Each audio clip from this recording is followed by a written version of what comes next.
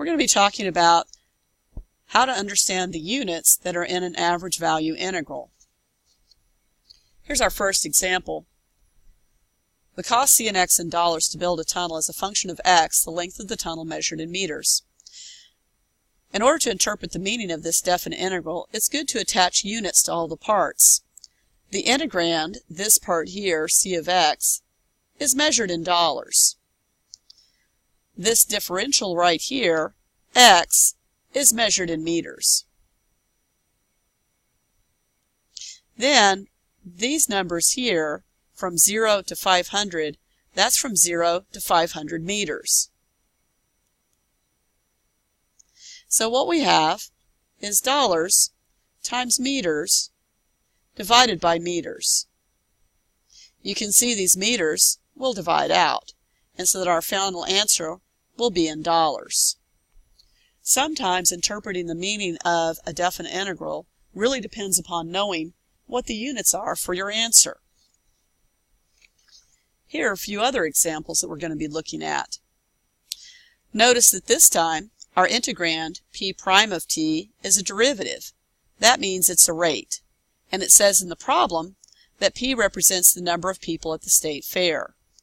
So, if I think about the rate of change in the number of people at the state fair, that's going to be measured in people per hour. This differential here is a time measurement, and so that would also be in hours. And then, people often forget that the coefficient here carries units as well. This is 1 over 5 minus 2, that's 3 hours. And so, if we analyze the units, these hours will divide out, and our final answer will be people per hour. In other words, our final answer is going to be a rate. Here's another problem. You might want to stop the video at this point and try to figure out the units for yourself. Maybe you figured out the units for yourself. If so, you might have figured out that the integrand is measured in people, this differential is measured in hours, and then don't forget the units that are in the coefficient. That's 1 over 8 minus 3, those are hours. These hours will divide out, and our final answer is going to represent people.